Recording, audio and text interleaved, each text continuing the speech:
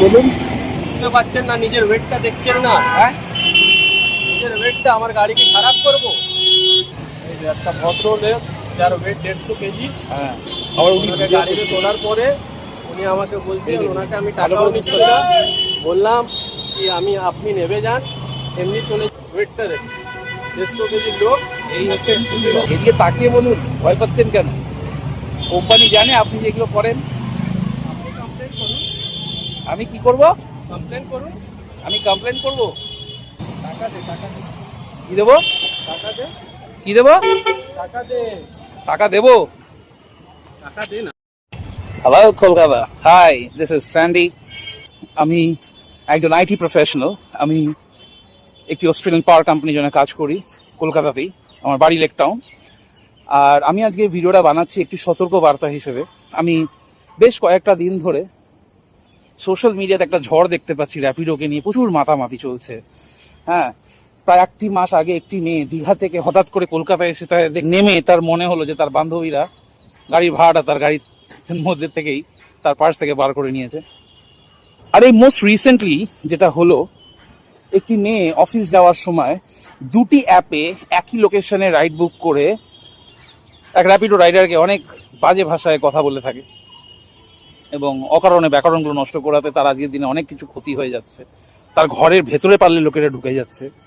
হ্যাঁ, শুধু কি এই দুষ্টুমিটা কনজিউমাররাই করে থাকে, মানে আমরা অ্যাজ আ গ্রাহক হিসেবেই করে থাকি, কি দুটো অ্যাপে একসাথে রাইড বুক করা, নাকি রাইডাররাও করে থাকে? কি বলুন। বুঝতে পারছেন না? নিজের ওয়েটটা দেখছেন না? হ্যাঁ, নিজের ওয়েটটা আমার গাড়িকে খারাপ করবো? আপনার ওয়েটটার জন্য আমি নেমে যাব এখানে? আপনাকে বললাম দাদা চলে যান। আমি তো লেক টাউন যাওয়ার জন্য বুক করেছি দাদা। আমি যাবো না, না আপনাকে নিয়ে আসবে।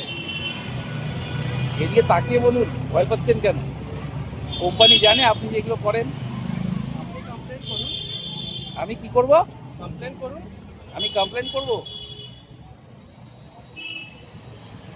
এই যে একটা ভদ্র লোক যার ওয়েট 150 কেজি, হ্যাঁ, আবার উনি ওনাকে গাড়িতে তোলার পরে উনি আমাকে বলছেন, ওনাকে আমি টাকাও নিচ্ছি না। বললাম কি আপনি নেবে যান, এমনি চলে যান, টাকা দিতে হবে না, আমার ভিডিও বানাচ্ছি। দেখুন ওনার ওয়েটটা দেখুন 150 কেজির লোক। এই হচ্ছে স্কুলের অবস্থা। বুঝতে পারছেন? এই হচ্ছে গাড়ির নাম্বার। দেখুন, টাকা দে, টাকা দে, কি দেবো? টাকা দে, কি দেবো? টাকা দে, টাকা দেবো? টাকা দে না। আমি সেই মেয়েটিকে সমর্থন করছি না তার মুখের ভাষাটার জন্য। হতে পারে তার পার্সোনাল লাইফের প্রবলেম আছে, তার অফিসে যাওয়ার সত্যি খুব এমার্জেন্সি একটা তাড়া আছে, আর সেখানে উনি ভিডিও খুলে ওনার ওরিয়েন্টেশন থেকে ওনাকে সরিয়ে এনে বা ওনার সেই অফিসে যাওয়ার সময় আমাদের সবারই মাথার পরিস্থিতি কেমন থাকে আমরা সবাই জানি। আজকে সবাই নিজেদের কাজ করে আজকের দিনে জীবন চালাই এই রাইডারদের মতনই। রাইডাররা করে না নাকি? রাইডাররা তো একই জায়গায় দাঁড়িয়ে তিনখানা অ্যাপে একসাথে অনলাইন করে থাকে। একাধিক রাইডার, সবাই নয় কিন্তু একাধিক রাইডার, ম্যাক্সিমামটাই বলা যায়। একই সঙ্গে উবার, ইনড্রাইভ অ্যান্ড র্যাপিডো তিনোটাই সাইড স্ক্রিন করে একটাই মোবাইল ফোন অনলাইন, এবং কনজিউমারদের ওপরে উইন্ডো শপিং চলে যে কার ভাড়াটাতে বেশি লাভ আছে। ঠিক সেরকমই তো একটা গ্রাহক হিসেবে আমি যদি আজকে আমার ঘর থেকে অফিসে যাব, তো আমার কাছে কি সেই অপশনটা নেই? জাস্ট বিকজ ও যেন নিজের অফিসে একটা মিনিট আগে পৌঁছাতে পারে, নাহলে হতে পারে ওখানে হয়তো ওর একটা ডিডাকশন বা একটা ওয়ার্নিং লেটার লেগে যেতে পারে।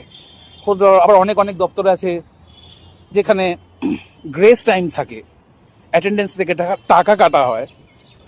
কিন্তু এখন যেটা হচ্ছে এটা কিন্তু ঠিক হয়নি। ওর হতে পারে 500 মিটার 1 কিলোমিটার আসাতে ওর যদি 20 টাকা তেল জ্বলে থাকে, ওখানে একটা মিনিটের জন্য এই মেয়েটির হতে পারে 200 টাকার কাটিং হয়ে যেতে পারতো, তাই না? টাকা তো সবারই সমান। দোকানে যখন আমরা কিছু কিনতে যাই, সব জিনিসের মূল্য সবার জন্য সমান থাকে। তখন দেখে না যে এ 5 টাকা কামিয়ে এসছে আরো 500 টাকা।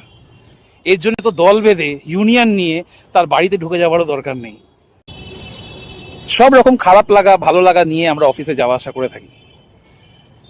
অফিসে সেলসের প্রেশার, বসের পিয়ার প্রেশার, টার্গেট ওরিয়েন্টেশন, এগুলো সব অফিস যাওয়া ঠিক আধ ঘন্টা আগে আমাদের ব্যাক অফ দ্য মাইন্ড সাবকনসিয়াসে খুব একদম মানে ড্রিল করে চলতে থাকে যে আজকের দিনে কি কোনটা পেন্ডিং আছে, কোনটা আপডেট করতে হবে অ্যান্ড এভরিথিং। ওর মধ্যে বিজি আওয়ার্সে, মানে এই সকাল 9টা 10টার সময় হোক বা অফিস ফেরতের সময় সন্ধ্যেবেলায় হোক, আমরা ইজিলি রাইডস পাই না। অ্যাজ আ গ্রাহক হিসেবে বলছি, আমিও পাই না। তো আমরা সবাই কম বেশি একাধিক অ্যাপে একসাথে বুক করে থাকি, কারণ এই ট্রিকটা আমাদেরকে রাইডাররাই শিখিয়েছেন। যখন বুক করতে যাই তখন বুঝতে পারি একটি রাইডার একটাই জায়গায় দাঁড়িয়ে একাধিক অ্যাপে একসাথে রাইড মানে উইন্ডো শপিং করছে, কে কত দূর যাবে, কে কত বেশি ভাড়া দেবে। মানে ইনফ্যাক্ট ওরা ফোন করে বলে কত ভাড়া দেখাচ্ছে, এত দিতে হবে। মানে এতটুকু সাহস ওনাদের মধ্যে আছে, এবং র্যাপিডো হোক বা উবার হোক বা ইনড্রাইভ হোক, তাদের অজান্তে এগুলো করে থাকে তারা। তাই আপনাদেরকে বলছি, সতর্কবার্তাটা হচ্ছে এদেরও কাস্টমার সার্ভিস আছে। আমি as a hardcore Rapido user, only because Rapido customer service is অসম। আমাকে বহুবার আমার এই হেভি বডির জন্য রাইডাররা মুখের ওপরে এসে বডি শেভিং করে গেছে, পারবো না, আমার বাইকে সমস্যা আছে, যেটা এতক্ষণ ছিল না। আপনাকে দেখে মনে হলো আমার বাইকে সমস্যা আছে, আমার গাড়ির চাকার হাওয়া নেই। এবং কার সামনে বলছে সেটিও তারা দেখে না। আমার অফিস কালিগসরা আমার পাশে দাঁড়িয়ে আছে, দাঁড়িয়ে আড্ডা মারছিলাম, চা খাচ্ছিলাম, কি আমার গার্লফ্রেন্ডের সাথে ঘুরছিলাম, ডাজন্ট ম্যাটার, ইউনো।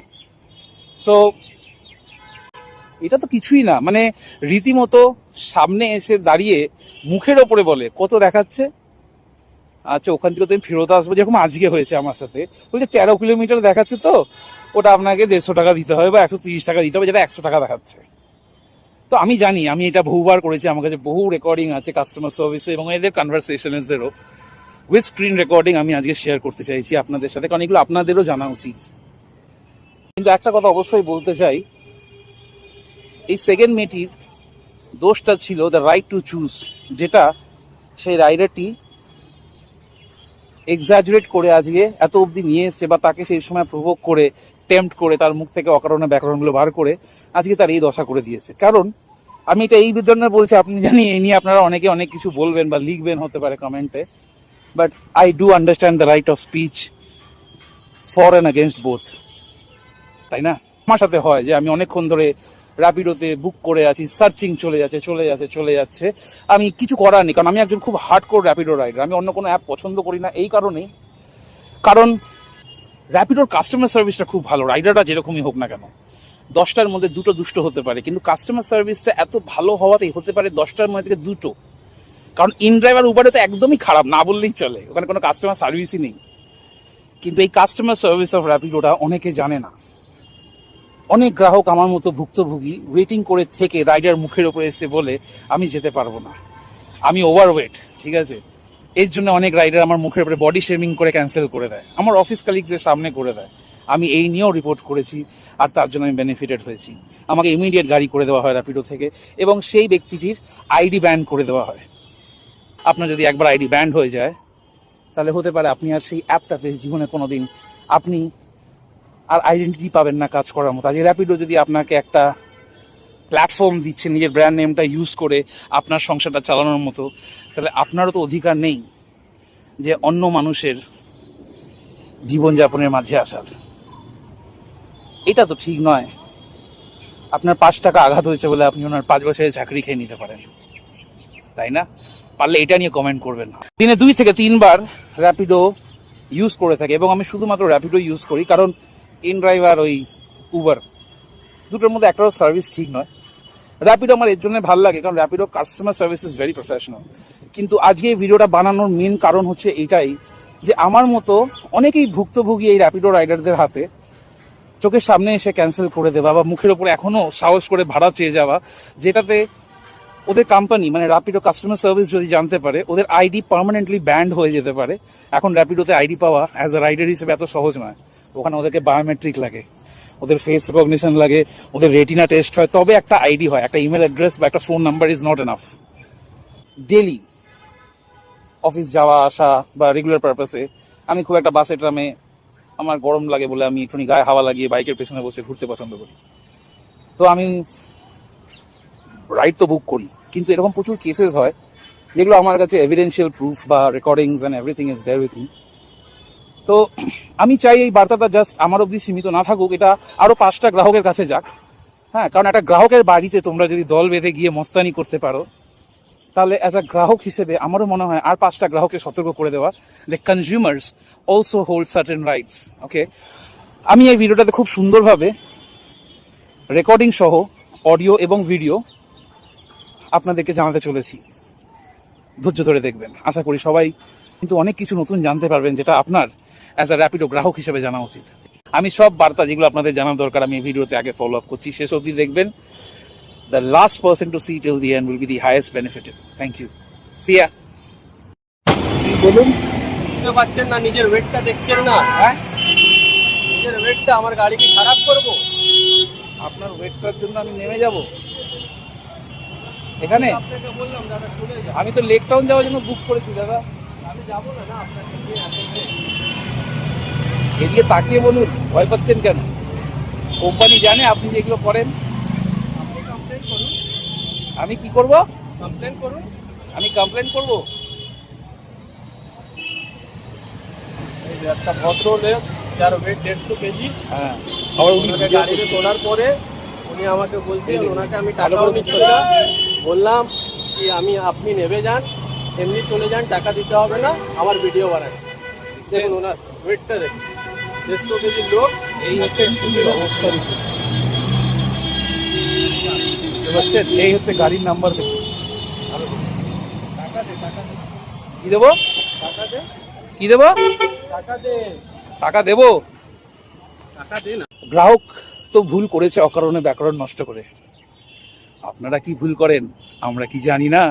আমরা শেয়ার করি না, বা আমরা দল বেঁধে আপনার ঘরে ঢুকে যাইনি, বা পার্টি পলিটিক্সের সাহায্য নিয়ে তার চাকরি খাওয়ার জন্য উঠে পড়ে লেগে থাকিনি। সতর্ক করছি, শুধরে যান, কারণ গ্রাহক জাগ্রত, যে কোনো সময় শুধরে দেবে আপনাকে। Thank you everyone, bye bye, tata.